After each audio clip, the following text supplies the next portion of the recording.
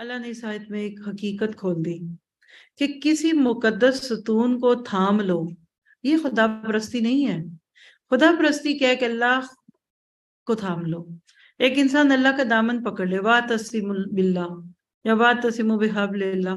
آپ دیکھیے کہ ہم نماز پڑھتے ہیں نا، اس کی ایک ظاہری حیت ہے نا، کھڑے ہوتے ہیں، پھر رکوع کرتے ہیں، پھر قیام کرتے ہیں، لیکن نماز میں یہ ایکشنز تو مقصد نہیں ہے۔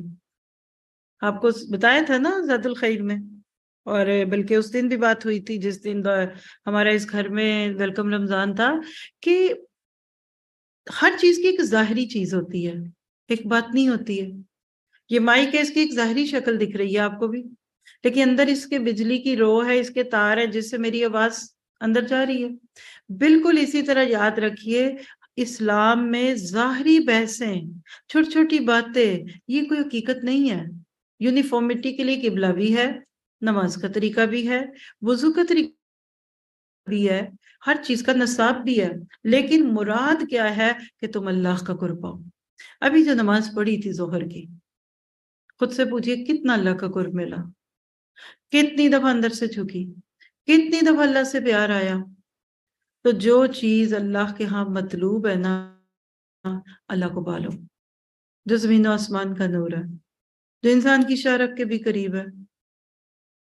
اللہ کا قرب اس کو ملتا ہے جو اللہ کے قریب ہوتا ہے۔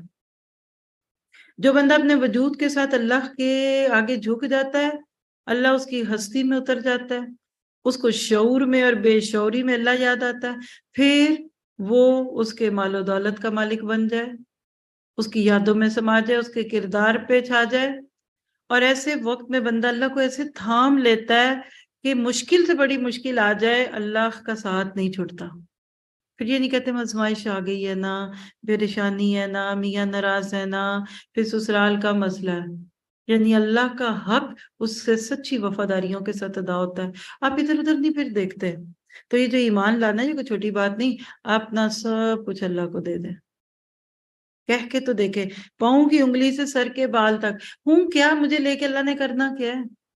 دیکھیے بندہ کیا ہے، وہ کہتا ہے نا کہ تو نے خرید کے انمول کر دیا، کوئی پوچھتا نہ تھا ہم کو۔